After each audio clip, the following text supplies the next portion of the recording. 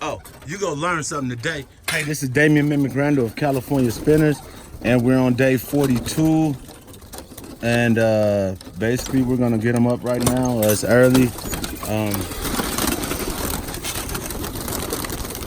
It's nice. It's a little warm, but it's not hot. Making sure I get them out here earlier so we can get them to flying. They're up.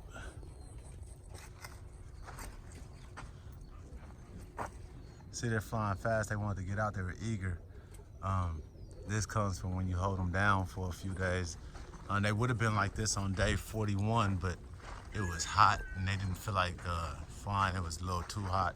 I waited too late in the day. So we got them up early now, and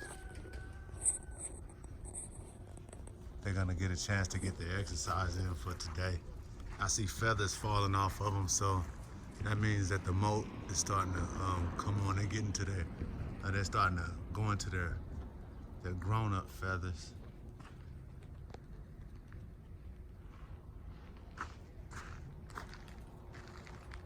Flying extra fast.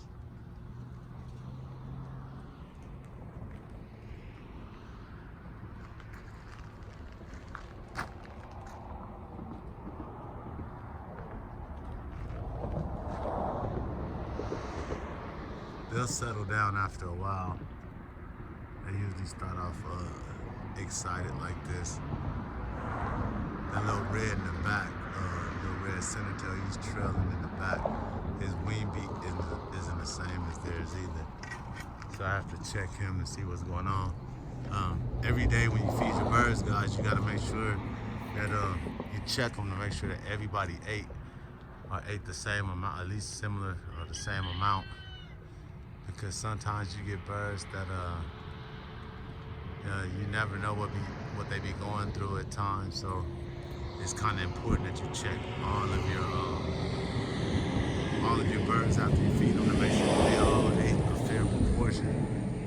You'll even get birds that eat more than the other ones, so they'll out-eat the other ones just because their peck rate is higher.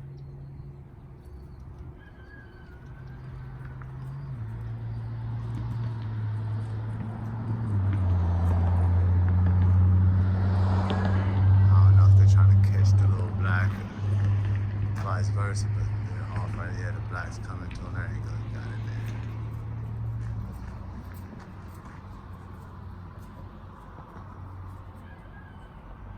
We're on day 42, which means the birds are 15 to 18 days older than that, which would put them at 50, 57, 58 days old, almost 2 months.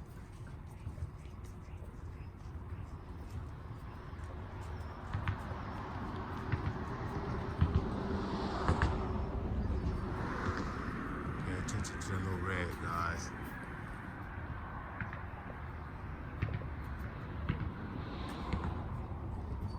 That's how you can end up not living no more like that. Doing stuff like that, you'll get cold for that. And cold doesn't mean selling it to somebody else, guys. Culling means actually getting rid of the bird so that the trait's not there no more. If you just sell it to somebody now, it's their problem.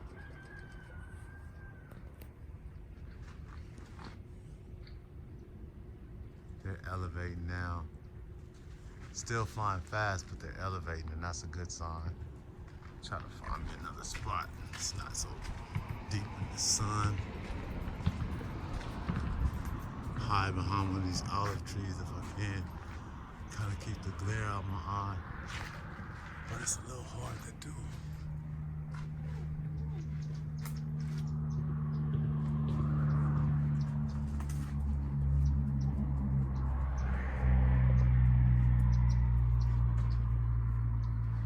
See the red still lagging behind in the back?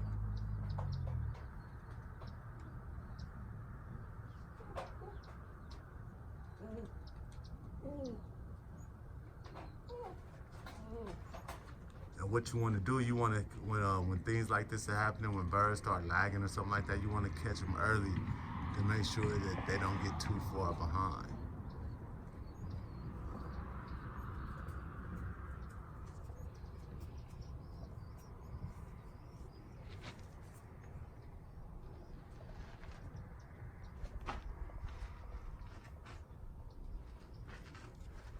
talking to Hollywood today.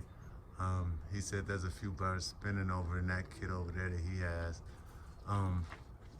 If you go look back at the early videos, it was a black, a dun, and a center tail that was part of this group, but they were a little young, and they're over there starting to spin in his kit now.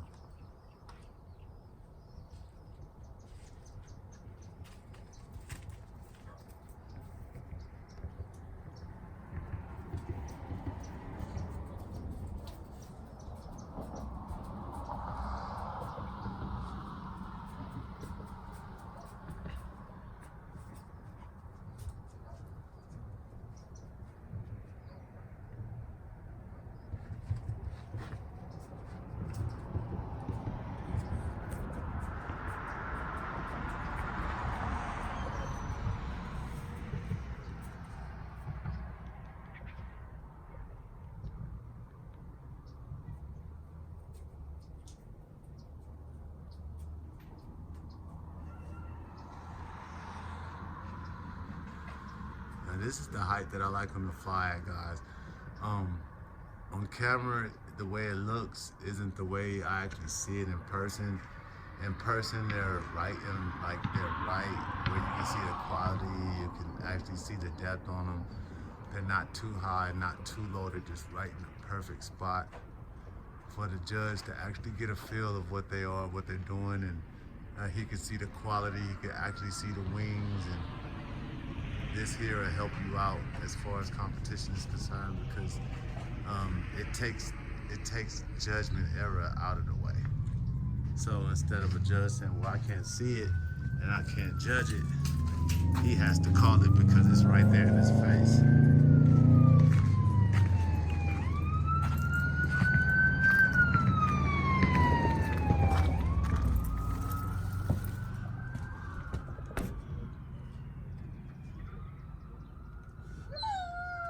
Hey, knock it off.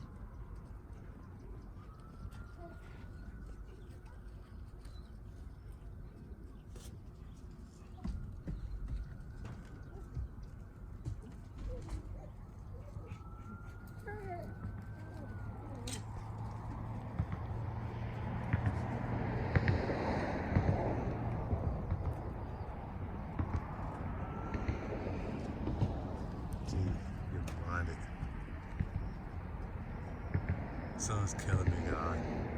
I can't see, so I don't know what you guys are seeing.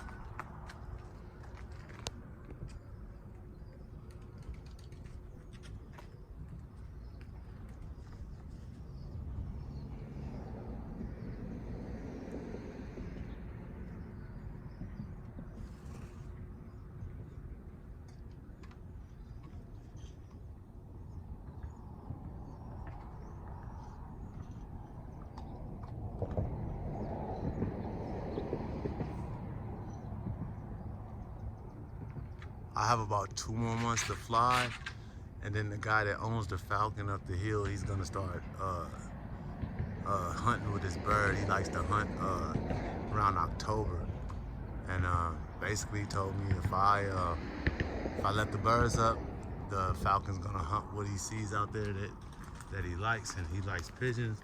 So what I do is I don't fly during October, especially, because he lets him out almost every day in October.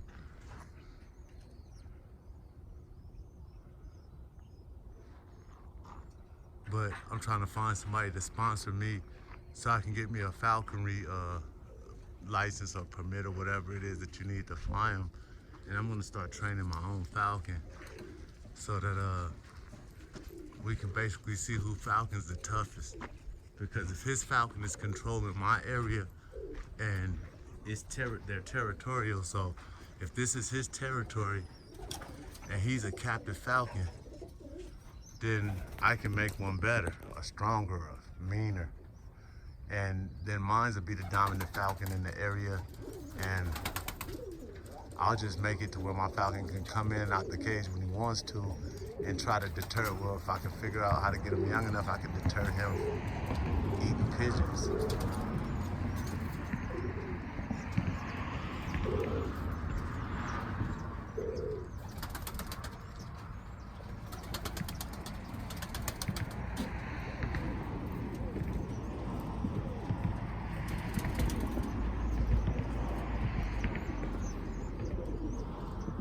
As you can see, they haven't really elevated. They're stuck in this little area right here, this little space that I'm talking about, but they're flying fast. And the fast flying means that they're not gonna want to break. They're just, this is more or less of them exercising. You will want them to slow it down a little bit, slow their wing beat down, so they're not flapping as much, and this is when they'll set up and start breaking. But the exercise is good for them, guys, especially when they're only 57, 58 days old. Some guys like their birds to be about 2 to 3 months old before they even start spinning, so that they'll learn how to fly better. But as you see, at day 20, they had already decided their kitten, and I think now it's just a matter of positioning and what position they're going to be in as far as how they position themselves in the kit.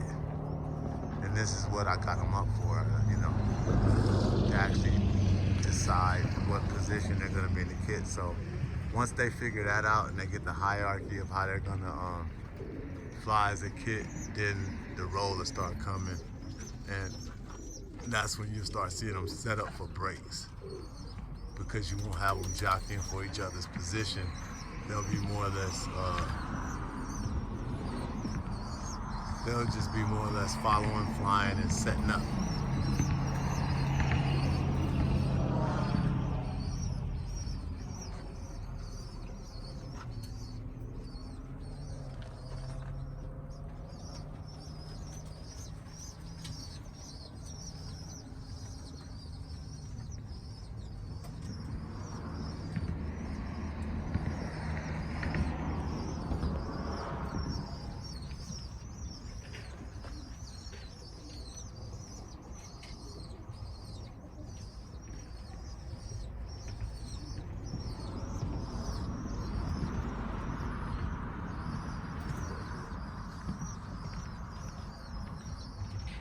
Back up.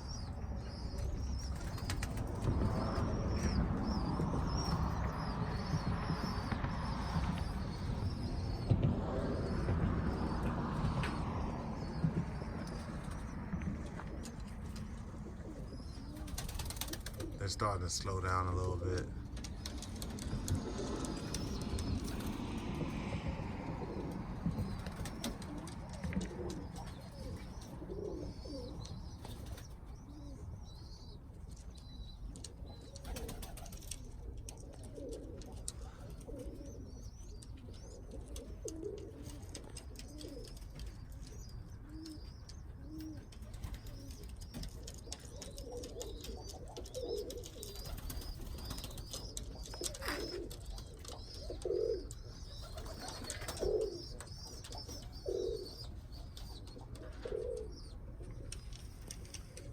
All right, guys, when you get a bird that's trailing and he's trailing the kid, he's not really keeping up, it may be for one or two things. One, he's not eating enough. Two, he may just be trying not to roll. He may not want to roll, maybe trying to resist it or something like that. So he feels as if he don't get in the kit and stay with him, he's not obligated to roll. And sometimes they could be down, sick. So you have to try to figure these things out. And this is all part of flying kit competition and understanding what are the needs of the kit, because the birds will tell you what they need. You just have to listen and have to understand your birds, basically.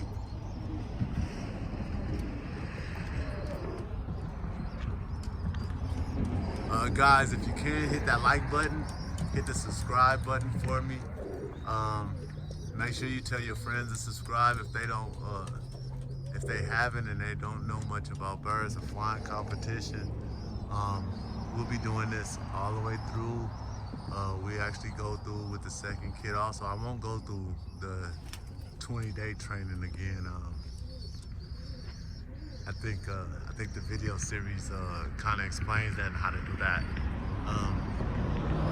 I just go from when the kid is actually up and flying, day one, the kitten or whatever, and then we'll go from there. And as we get more advanced, like in the phase 3, which is in a couple of more days, we'll go into how to feed to get them to roll, what you do if you don't want them to roll, etc.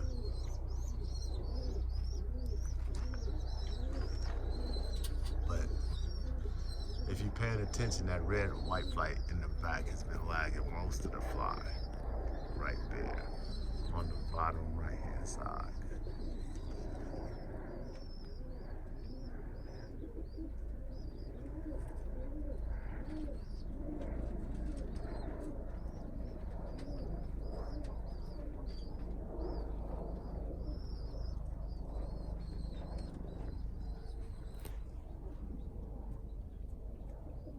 So what you do to a guy like that, you take him, you give him what you're gonna feed him as his daily ration, and you feed him separately. Just let him eat by himself so that he's not fighting and struggling to eat. If you want, you can give him extra peas, but he has to eat by himself so that he can eat and you can make sure that he's getting what he needs. Because if he's not getting his proper rations, he's gonna deteriorate, it's gonna get worse, and eventually he's gonna either start pulling the kit down or just disrupting the kit entirely. Now, once you, like after 3 or 4 days, if you feeding him by himself and he gets back up into the kit, if he's not still kitting or he's still acting stupid, then that's when it's time for him to go. No need to keep a bird like that if it's not doing what you need it to do. And then you make a notation under his name and in his breeder file under his parents what characteristics he's throwing that make him not desirable. This would help in knowing if you need to cull the parents also. Because when you go back and look at your records and you notice that it's the same parents throwing the same type of bird, then you could do one or two things. You could either switch up the mating and see if there was something in the mating that you might have missed, as far as, you know, if the parents to him had that issue or something like that, which you shouldn't have kept it. But I mean, it's things like that that you can actually go to, and you know, you can, if you know the line of your family, if you know them real good, you can go all the way back and look and see if that's something that's in the line itself, and then you can correct and make your adjustments in the breeding from there. But you have to know and understand what's going on with the bird so that you can correct the problem. Because you wouldn't want that to happen to you on fly day. Your kid's up and you got 2 or 3 birds lagging, stopping you from scoring. Remember, 2 birds out, you can't score. 1 bird, you can get away with it and still score, but it's better not to have no birds out and to just have the best team up there possible. So this is part of the selection, guys, too, when it comes to putting your team together. And when you're trying to put a team together, you want the best athletes in the team on the team as possible. Not all deep ones, not all shallow ones. You want a range, and you want them to be in the ranges of if you could put them together in groups of 5, it will work out better for you. But you want them all to have the same mentality and the same sensitivity to the role, so that if they are going, they can go big together.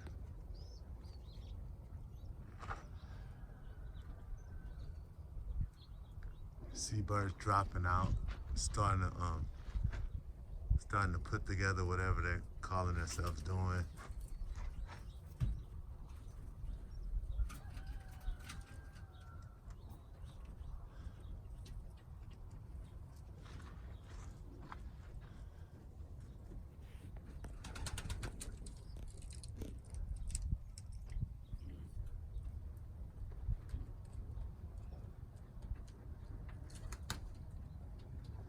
And they did that 20 minutes easy, and now they're dropping in height.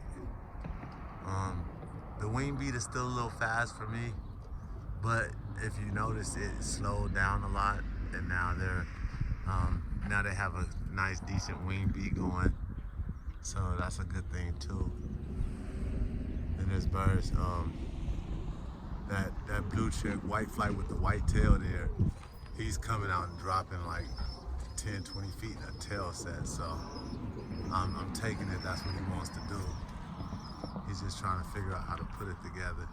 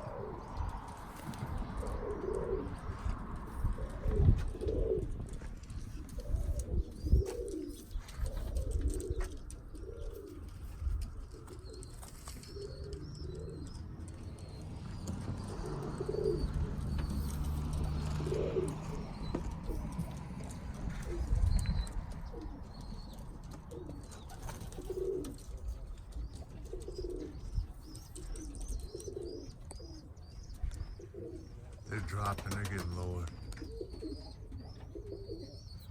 And birds are starting to test their spin, so it's a good thing, guys. 57 days, not too bad. But remember, when you get them up early, they start doing everything else early also. So if you can get them up and flying in 30 days, 35 days, that's, you know, that's a whole month earlier than what they normally get out, based on how people train their birds. Usually the birds are about 2 months old when they hit the air. So if you say that your birds spin in 3 months, that's about 5 months. Here, when you get them up in a month, if they come in about 2-3 months, then you're actually gonna see them starting to spin and roll in 2 or 3 months like you're seeing now. They're actually trying to put together some spins now. So you can get a better gauge of the bird. You'll understand your family a lot more, because you'll know that, hey, in 26 days, this is gonna happen. In 60 days, this is gonna happen. So if you want to fly competition, or you want to set up a fly or something like that, you have an approximate date on when you can actually do that. They put a fly together yesterday at Yo-Yo Man's house. There's a bunch of guys, I think it was $20 to get into the fly, but they're talking about flying in October. And like I said, I have a standing agreement with the guy, the falconer in my area, that I won't put my birds up in October, because that's when he flies his falcon. Now, if I get hit by anything in September and August, it's usually a wild falcon coming in from somewhere else, and then I'll just shut down for about a week or two, and then in October he starts, and then I usually I'll train my babies. His falcon is trained, so it'll come low. It's not scared of people at all, so it'll come down low and actually try to hit him down low, like 2-3 feet off the ground, because he's used to flying like that. So I like my little training method works, because it keeps them out of his view. They don't elevate, they're right there, less than 10 feet off the ground, but they're flying 30-40 feet back and forth to the loft. So it helps me to train birds, but to actually let him up and let him fly would be suicide, because his falcon is pretty accurate when he hunts. I mean, when he comes after you, he's gonna get something 9 times out of 10. And those type of losses, I just can't take them. So I abide by his rules, and I keep my falcon in. I mean, I keep my birds in while his falcon is out hunting in October. But I'm planning on raising my own falcon, so he's gonna have problems soon. I just need to find someone in the falconry so I can get me a falconry license or a permit or become an apprentice or whatever it's called, so I can go ahead and do what I need to do to start training me my own bird.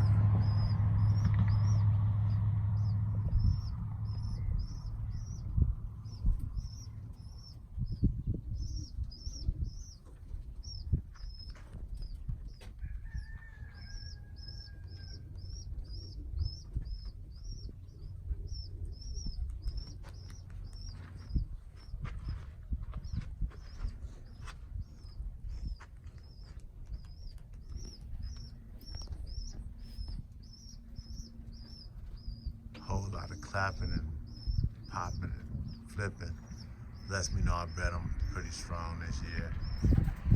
That's it. Well, you guys have to learn that.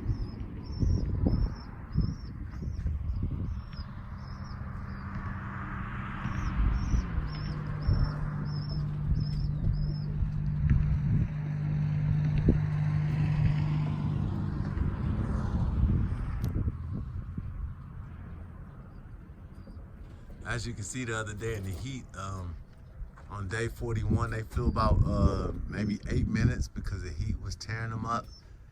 Today they're at 27 minutes. Don't look like they're lower. They dropped a lot lower, but don't look like they want to come in no time soon. They're more.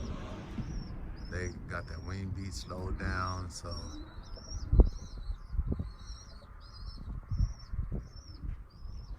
It's a good thing.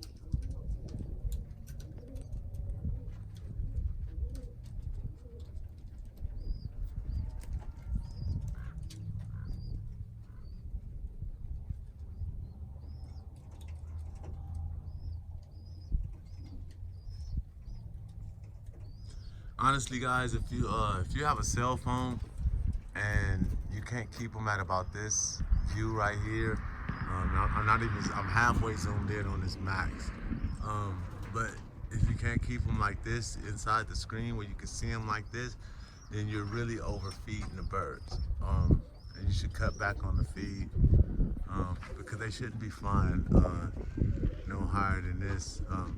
Anything higher than this is usually like a bat signal to the hawk, and it's just a sign that the birds are overfed. And on a day like this, you notice there's no clouds, so there is a high pressure system up, It may not be the highest, but there is a high pressure system up in the birds. They're going to elevate naturally in a high pressure system. So make sure you regulate the food. For me, to get my birds to fly 30, 40 minutes, about a tablespoon a bird works. If I want to slow them down, I give them a tablespoon and a half. This will usually put them up and have them flying. They'll fly a little stronger, but they'll stop rolling as much. So, guys, you know it's important to make sure that you understand how much you're feeding them and for what's the purpose in the feed. Um, there's different type of percentages of feed. You have the lowest, which is 11, and then which is mainly a lot of Milo. Then you have 12, 12 and a half, 13, 14, 14 and a half, 15, 15 and a half, 16, and so forth. I'm on a 15.5 and no popcorn. And if I really want to get them like active and rolling, I'll go to a 13% because the lack of protein breaks down the muscles, and the birds tend to roll better. Well, not roll better, they roll more. You know, because if it's in them to roll, they're gonna roll, regardless. If it's inside the bird to roll, it's gonna roll. But as far as the frequency of the roll, it will, you know, when you feed them up, it's like, you know, making a fat person. They slow down, they're not as active. So you guys got to remember these things when you're dealing with your birds and you're flying competition. Just watch them. Don't just fly them and throw feed in there. Watch them so you know how to adjust the feed and adjust what you're doing with the feed and the type of feed that you're using. Peas keep a bird low. It's high in protein and it makes them roll a lot crisper. So that's why I use it, and I use it on my youngsters. I use just Australian peas when weaning the youngsters in the first 15, 16 days. And this is basically just to make them lean with muscle and not get too much fat on them so that at the 20-day mark, they're flying. You know, at 20 days of training, they're flying. And that's what I strive for, guys. So thank you for participating with me. Please make sure you hit the like button and hit that subscribe button, fellas. When you hit the like button, it makes the page send out more notifications to more people, so that they can tune in to the fly and, you know, get the information on time. It also makes sure that if you're subscribed, that the notifications goes out to you guys. So please hit that thumbs up, guys. Make sure you like the video for me. The more guys liking the video, the better it is to find it. If you're new and you're not subscribed, it'll pop up in your recommendations a lot easier. So even if you're not subscribed, just hit that like button, guys. I would appreciate it if you guys would subscribe. I mean, don't hurt to brush up on information, learn more information and stuff like that. So it's actually beneficial to us, I mean, as a whole, because your feedback and the things that you say and the things that you experience help everyone. They help everyone to learn more and to get a better beat on what they're doing with the pigeons. Those are homers or something flying through. Kind of spooked them. They're getting lower, a lot lower. They almost at the point where I can call them. But I'm not going to try to call them in. I want them to finish out flying, doing what they're doing. And then they're at 34 minutes now, 34, 35 minutes, so that's great. Great exercise day for today for them. You know, the longer they're out, the better their timing gets, the better they time themselves, the longer they're out. So the more air time that you let them get, the more, basically the more experience they get flying as a group, and they start to develop their role, you know. So if they're trying to learn how to roll, they're gonna actually be able to get that time in.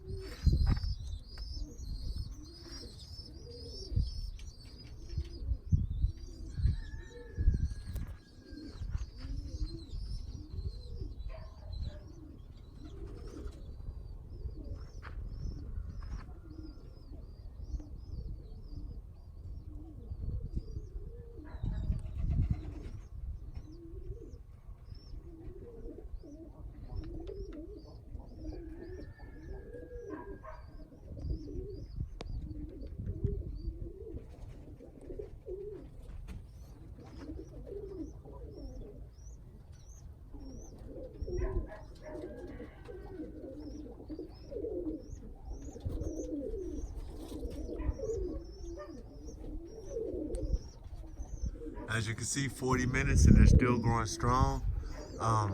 After they didn't fly good um, Sunday, Yo-Yo and Will Smith, G. Will Stenhouse, they had a fly, and it turned out to be a draw from what I hear. I didn't catch all of the fly. I came in towards the end of Yo-Yo Man's fly, Alex Guerrero, and the falcon was on him, guys. We have a bad falcon problem in California, so I think they ended up both scoring pretty low scores, but it was a draw because they both got hit by the falcon, and had a good time. A lot of guys came out. It was a whole lot of guys out, old faces and stuff. You know, people that's been around the hobby forever. So we had a good turnout. If I'm not mistaken, there's going to be another fly with G. Will Stenhouse and Sean Norwood August 17th and 18th. If G. Will takes the dates, it'll be August 17th and 18th. And we're going to try to get Hollywood to come out to judge the fly if we can. It's going to be another good one, guys. If you didn't catch the first one, you should catch this. They're flying good birds.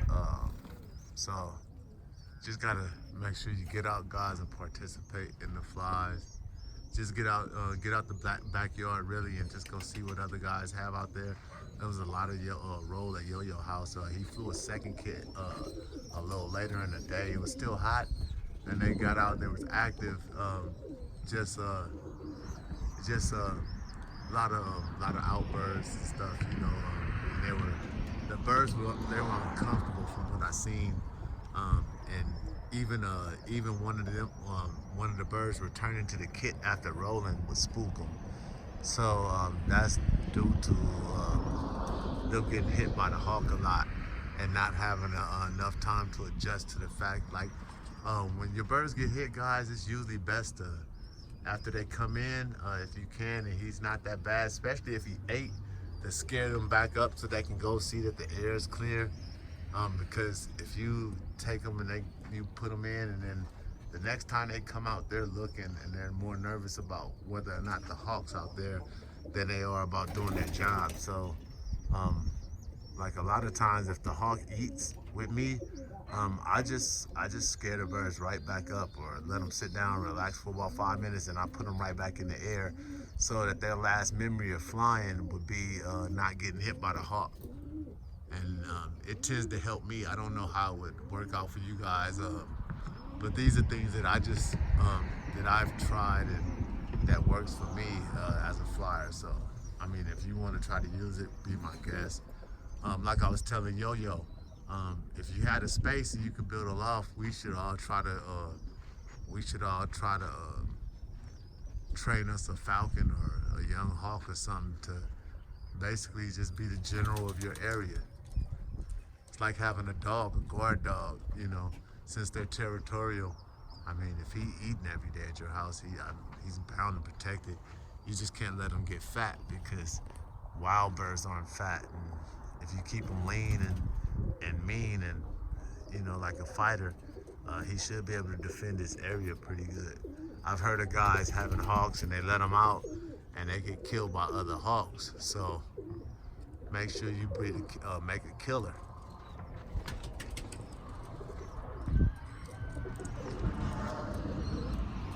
Because just like with these pigeons, you know, you spend a lot of time training and getting them ready only for them to get ate by the hawk, or, you know, things that happen that just get discouraging at a point. And I see a lot of guys talking about quitting flying.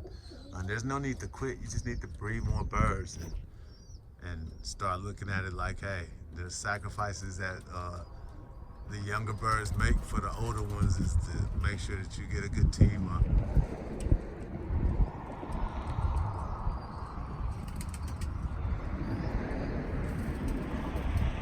We're at 44 minutes now, about to approach that 45-minute mark. So they look like they may give me an hour. All right, guys, I'm gonna let them go ahead and fly. I'm not gonna sit here and and just keep videotape them. They're not rolling or anything. They're just they're they're turned over here and there, but they're more or less exercise. So thank you guys for participating with me. This is Damian Mimic Grando of California Spinners, and you gonna learn something today. Thank you for watching, and I'm out.